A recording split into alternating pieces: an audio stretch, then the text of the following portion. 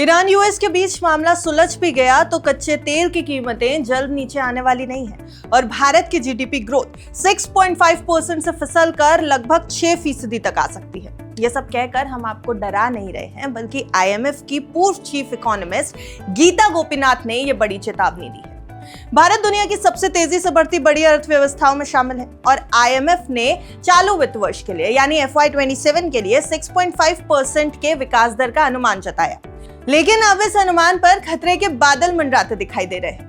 IMF के पूर्व वरिष्ठ अधिकारी गीता गोपीनाथ का कहना है कि अगर तेल की कीमतों में तेजी बनी रहती है तो भारत की जीडीपी ग्रोथ लगभग 6% तक सिमट सकती है। And there are negotiations happening right now between Iran and the US. If you look at the pricing in markets, there is the sense that the strait will open. Now, we are not going to see the price of oil come down all the way very quickly. It's going to take probably till the middle of next year for oil to come back to say $70 or $75 a barrel.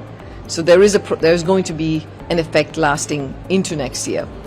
In terms of the impact on India, there is an expectation that growth, which is currently projected by the IMF at around 6.5%, will likely come down some more and come closer towards the 6% number because of these developments.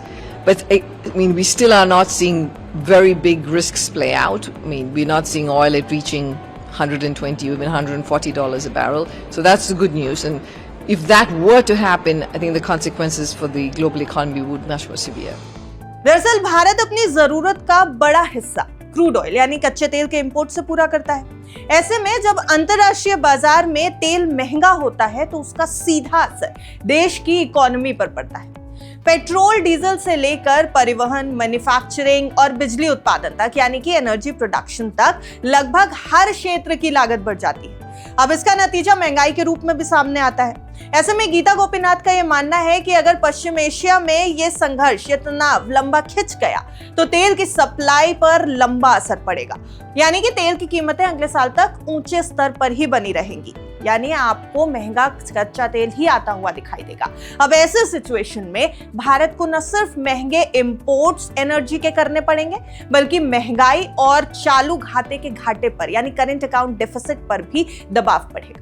हालांकि फिलहाल रुपए पर जो दबाव पड़ रहा है उसको लेकर के भी गीता गोपीनाथ ने एक बड़ी बात कही है। उनका कहना है कि फिलहाल आरबीआई जिस तरह से इस पूरी सिचुएशन को संभाल रहा है वही सही तरीका है। और 5 जून की आरबीआई पॉलिसी को लेकर के भी एक बार सुन लीजिए कि गीता गोपीनाथ की क्या राय है। RBI has handled this very well. They have let the rupee adjust, which it should do because we have a change in the international environment. What's happening in the Strait of Hormuz has consequences. Therefore, you should expect the currency to depreciate so that you get the adjustment that you need for the economy. They have been doing RBI has been doing some amount of intervention and to address disorderly market conditions, and that is perfectly fine to do. I think what you should avoid against is doing an intervention that keeps the currency from simply not moving at all. And that, I think, would be counterproductive because it will also make foreign investors hold off and not bring money into the country because they think the rupee is going to weaken again in the future once the intervention stops. So I think that the way it's being handled right now is appropriate. Global interest rates are already very elevated and they are sticking to RBI again. RBI is to announce their bi-monthly policy tomorrow, that the new rates are to be announced. So do you see that RBI will increase their rates tomorrow? The RBI is obviously trading off at this point the consequences for inflation that come with the higher oil prices and with the currency depreciation, but against what's happening in terms of economic activity. I expect that in the near term the RBI will likely be on hold, but then eventually maybe in the future, depending upon developments and what's happening with inflation, they can respond. But again, it's going on a data-dependent approach is a useful thing to do.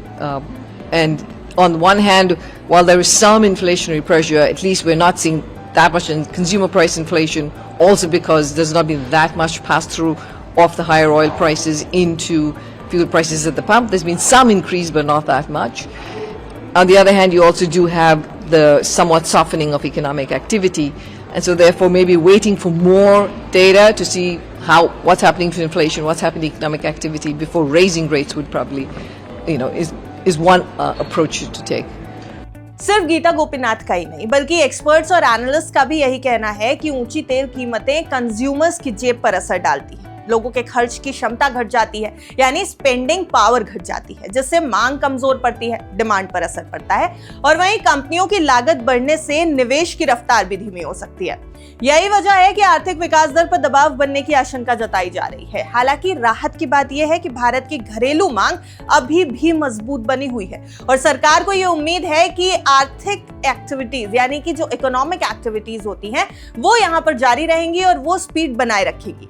लेकिन अगर कच्चे तेल की कीमतों में तेजी लंबे समय तक आई तो ग्रोथ और महंगाई दोनों ही मोर्चों पर चुनौतियां बढ़ सकती हैं। तो सवाल यही कि क्या भारत 6.5% के जीडीपी का टारगेट हासिल कर पाएगा या फिर महंगा तेल विकास की रफ्तार पर ब्रेक लगा देगा। आने वाले महीनों में तेल बाजार और पश्चिम एशिया की स्थिति, ये पूरी सिचुएशन इस सवाल का जवाब तय करेगी और कुछ हद तक 5 जून को आने वाली आरबीआई पॉलिसी इस बात को साफ कर देगी कि ईरान यूएस वॉर की मार क्या सच में अब हमारी और आपकी ईएमआई तक पहुंचने वाली है। आपको क्या लगता है? कमेंट बॉक्स में जरूर बताइएगा।